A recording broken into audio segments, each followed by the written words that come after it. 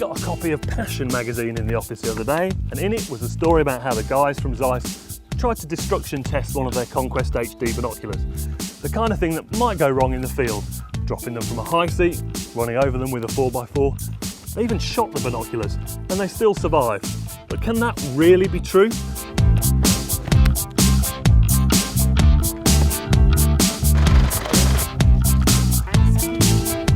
Actually, it works. Take a look. So these are still crystal clear. The focus wheel works, a little bit gritty, but people would probably consider, you know, it's a precision optical instrument. They're going to think that they're not capable of putting up with this kind of punishment. Yeah, we were surprised as well, to be honest. So to shoot at it was our last torture, and it was no problem actually. The shot pellets, they got stuck in the rubber surface, but that was it. So yeah. We were surprised as well. Okay, you work in marketing, you're bound to say nice things about your own product. So we've come over to find out whether or not they really are as tough as you say. You're absolutely welcome to test it on your own. So we are prepared, and we got a bino, so go for it.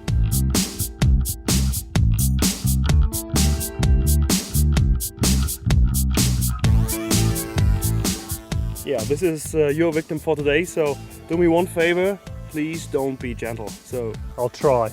You will, I'm sure.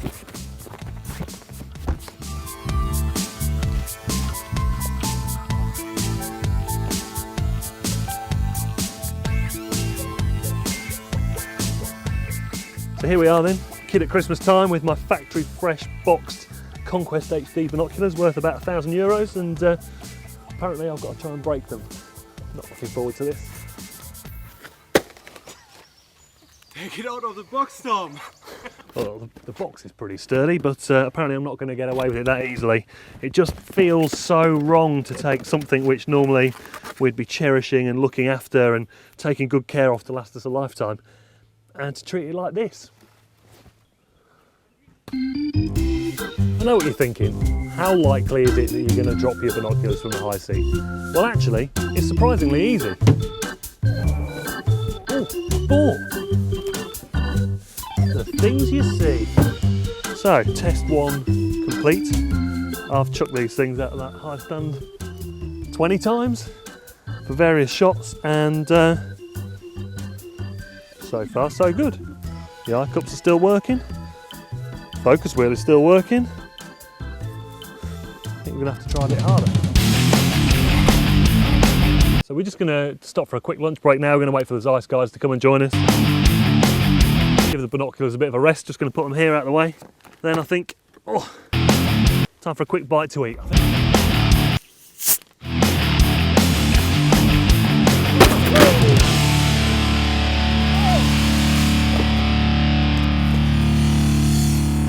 So we haven't really made much of an impression on these yet. No, not at all.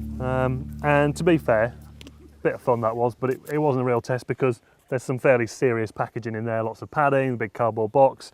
But what kind of scenario are we hoping to recreate now? You are on a rush, you need to be back home early, you drop them off your pocket or just out of the backpack, and you keep on going, and you simply roll over it with your 4x4. Okay. This is the situation which can happen, and well, let's do so. If you don't trust us running over it in a box, we do it without, no worries. Okay, and we've got a 1.7 ton Isuzu D-Max, which is Rudiger's personal vehicle, and we're not on soft mud here, are we? This is a rock hard track, so this is going to be taking the full weight of the vehicle. Yes. Okay, so let's do it. I'll get behind the steering wheel and you give me instructions. This is going to break my heart to do this, but let's find out if it breaks the binoculars.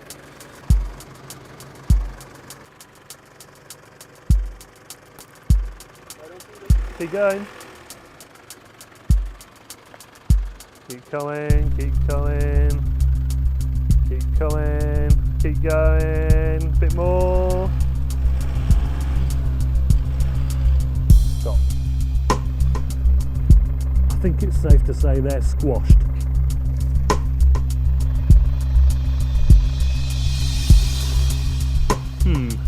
Well, they were fairly comprehensively crushed by that. We've got lots of dust, lots of tire marks, but the hinge still works perfectly. The eye cup still works perfectly. Focus wheel still works perfectly. a little bit of resistance about there. Let's see what they look like through the lens. Crystal. The only thing I can feel that's different to when they were brand new out of the box is there's now a slight stiffness in the focus wheel, but other than that, pretty much perfect. So there's one thing putting them on the floor and running them over, but what happens if you leave them on the roof of your truck and they get clattered down the road? Okay, so we've got a few signs of minor physical damage now. Got a bit of chip into the metalwork here, and this little plastic bit on the side, which is where your strap would go, that's been crushed. But still, we've got a little bit of stiffness in that eye cup. Still works. That one feels fine. Diopter adjustment's fine. Focus wheel is fine. Optics are pin sharp. Got to try harder. Okay, so now we're going to try and simulate a lifetime of crawling through the undergrowth, having it hanging from your neck, dangling on the rocks. We obviously haven't got a lifetime to do it, so we're going to try and simulate that in about 10 seconds with the help of a rope and a pickup truck.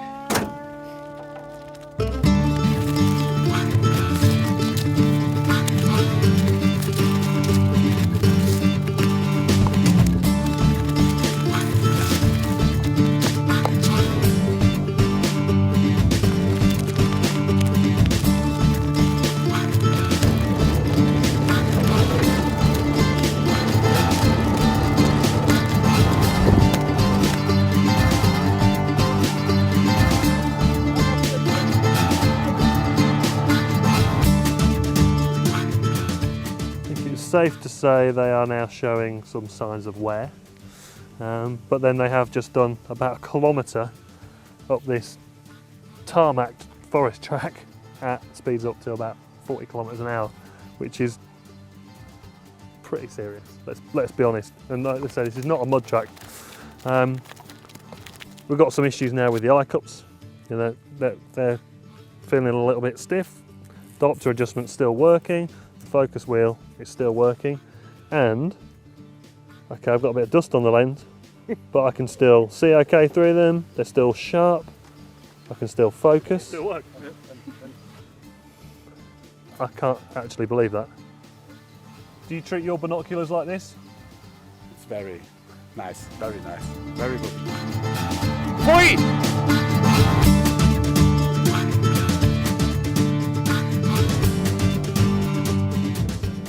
Bit of slobber, but I think we need to check their waterproofing capabilities a little bit more seriously than a bit of spit. We found this lovely tranquil fishing lake in the forest. Apparently it's very good. There's carp, zander, pike in here. Sadly we haven't bought any fishing gear, but we are going to give the Conquest a swim, see if we can clean them up a bit and find out whether or not they still retain their waterproof properties. So here we go. Not liking how much gas is coming up. Okay, let's see if we've got a bite.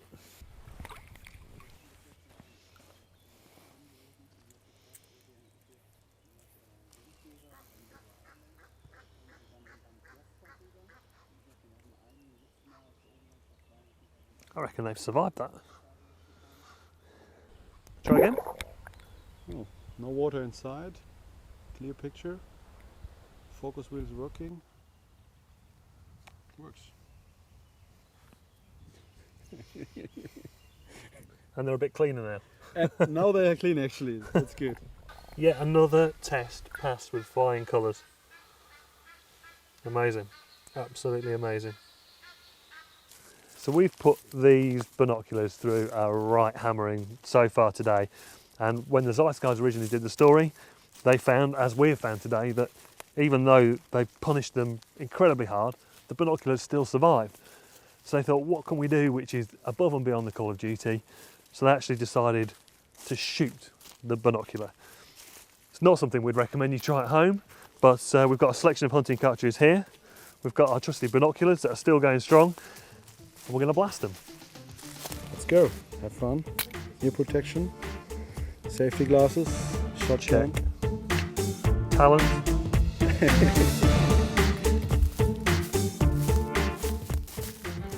we're going to start with a Rottweil steel game, number 4. move our way up from there.